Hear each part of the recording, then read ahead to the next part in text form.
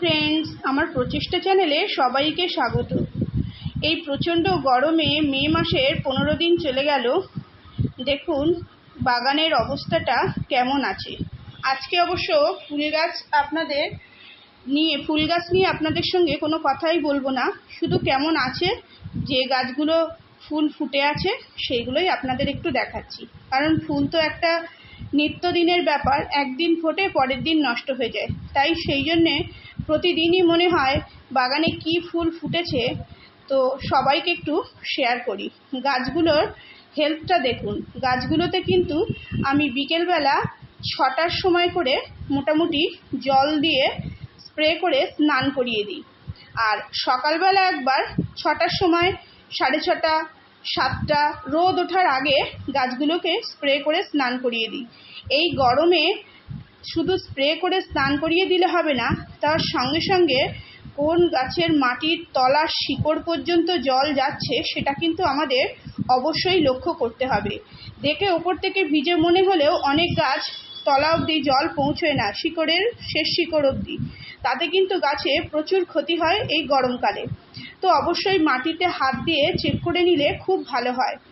তো এইখানে আমিও কিন্তু তাই করি। আর যখন কোনো গাছে খাবার দেব ভাবি, তখন কি করি, ধরুন আজকে আমি গাছে খাবার দেব, সকালবেলা আমার সবসময় সম্ভব হয় না, আমি চাই সন্ধ্যের থেকে সারা রাতটা গাছ তার খাবার শোষণ করুক, সেই জন্যে আমি বিকেলবেলা করে খাবার দিই। তো খাবার বলতে এখন সবই বিশেষ করে কিচেন কম্পোস্ট করে, মানে কিচেন কম্পোস্টের যে লিকুইড সার হয় সেগুলোই কিন্তু জলের সঙ্গে মিশিয়ে গাছে দিচ্ছি, এছাড়া কিছুই দিচ্ছি না। আর জোরে গাছগুলোকে স্প্রে করে স্নান করিয়ে দিচ্ছি। আর মোটামুটি বৃষ্টির পরে এখনও কোনো কীটনাশক দিইনি, তো আজকালের মধ্যে অবশ্যই একটু নিম অয়েল আর কাকা একসঙ্গে মিক্সড করে গাছে একটু স্প্রে করে দেব। সব গাছ কিন্তু না, বিশেষ করে গোলাপ গাছ বা বেগুন গাছে একটা সমস্যা কিন্তু এখন সব সময় হচ্ছে, সেটা হচ্ছে মিলিবাগ। তার জন্য একটা কাজ করছি কি, গাছে আমি কিন্তু একটু সার্ফ বা ভিম লিকুইড একসঙ্গে গুলে নিয়ে গাছগুলোতে মিলিবাগের ওপর স্প্রে করে করে সেগুলো ধুয়ে দিচ্ছি। সব সময় গাছে কীটনাশক প্রয়োগ না করে গাছগুলোকে একটু অবজার্ভ করতে হবে। এই যে এমন করে প্রত্যেকটা গাছের এই যে ডগা দেখবেন মিলিবাগে ভরে যায়, তো সেই গাছগুলোকে একদম সেই মিলিবাগ সমেত যে ডগাটা আছে পুরো কেটে বাগানের আউটসাইডে ফেলে দিলেই সব থেকে ভালো, তাহলে কোনো সমস্যা হয় না। এইবার করব কি, আর একটা জিনিস হয়, এই পর্তুলাকার মাথায় দেখছেন আমার গাছগুলোতে কম ফুল আছে, কারণ এর ডগাগুলো আমি কেটে কেটে দিয়েছি, বীজ যেগুলো তৈরি হয়ে গেছে। এবার আসি সবজি গাছের কথায়। আজকে দেখাবো আমার বাগানে সবজি গাছ কেমন আছে। দেখুন বরবটি গাছগুলো কি সুন্দর গ্রোথ হয়েছে, এতে ফুলও হচ্ছে, তবে একটু সাপোর্ট দিতে হবে। আর এইখানে কিছু সাদা শাক আগে শীতের সময় বলতে মানে ফেব্রুয়ারি মাসের দিকে ছড়ানো ছিল, তো কিছু যেগুলো শাক তুলে নিয়েছি, আর বড় বড় যে সাদা শাক রয়েছে, কলমি শাক রয়েছে, এগুলো আমি গ্রোথ হতে দিচ্ছি। একটু বৃষ্টির জল পেয়ে গাছগুলো খুব সুন্দর গ্রোথ হয়েছে। আর এইখানে একটা বেড আমি নতুন কিনেছিলাম, তার মধ্যে সমস্ত লতানো গাছ কিন্তু আমি দিয়েছি। এখানে ঝিঙে, তারপর হচ্ছে শসা, কলমি শাক, উচ্ছে, এরকম বিভিন্ন ধরনের লতানো গাছ কিন্তু এখানে হয়ে রয়েছে। তো ঝিঙে গাছে একটা নতুন জিনিস আমি শিখলাম, ঝিঙে গাছের ফুল কিন্তু সকালে ফোটে না, প্রতিদিন বিকেলবেলা ফোটে, আর গাছে প্রচুর পুরুষ ফুল থাকে। তো অনেকগুলো ঝিঙের জালি পড়েছিল, আমি ভেবেছিলাম সেগুলো হয়তো পলিনেশন করা লাগবে না, ফলে সেগুলো সব নষ্ট হয়ে গেছে।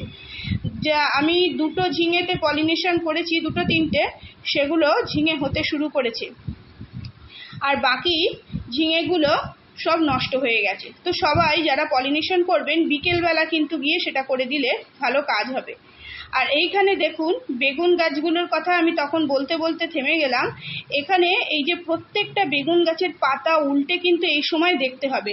মিলিবাগ যদি বেগুন গাছে একবার লেগে যায় তো ছাড়ানো খুব মুশকিল হয়। যেমন আমি 1 সপ্তাহ ধরে এই গাছের মিলিবাগের পরিচর্যা করে যাচ্ছি। আমার একটাই কাজ হয়, সকালবেলা এই ভিডিও করতে এসেও করি, এবং হচ্ছে যদি ভিডিও নাও করি তো গাছগুলোকে ভালো করে অবজার্ভ করা, গাছের পাতায় কোনো পোকা লাগলো কি না। তো গাছগুলো আমার কেমন আছে আপনারাই দেখে বলুন, পুরো ফ্রেশ হয়ে আছে।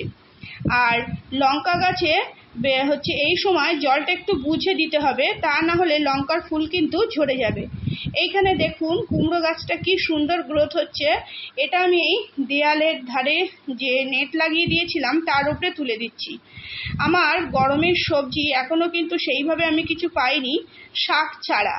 তো এইবার মনে হচ্ছে সেই সবজিগুলো আমি পাবো, কারণ আমি হচ্ছে আগে অনেকবার গাছ লাগিয়েছি, এবার আমার ঢ্যাঁড়স গাছের রেজাল্ট খুবই খারাপ, ভালোভাবে ঢ্যাঁড়স গাছ হয়নি। তো যাই হোক, এটা একটা লাউ, একটা কুমড়ো, তারপরে ঝিঙে, বিভিন্ন রকম গাছ লাগিয়েছি। গাছ করতে গেলে খুব ব্যস্ত হলে হয় না, যার যেমন বাগানে গাছ লাগানো সময় তার তখনই লাগানো উচিত, এছাড়া এক্সট্রা হেডেক নেওয়া না উচিত। কারণ হচ্ছে লোকের সবজি বাগান দেখে আমি যদি তাড়াহুড়ো করে নিজে করার চেষ্টা করি তাতে আমার বাগান করার কাজটাই স্ট্রেসফুল হয়ে উঠবে। তো তাই বলবো, যারা সবজি বাগান করতে চান তারা নিজের মতো করে ছোট ছোট স্টেপ নিয়ে আমার মতো করে ধীরে ধীরে সবজি বাগান তৈরি করুন। তো আস্তে আস্তে আপনারাও আমার মতো রেজাল্ট পাবেন।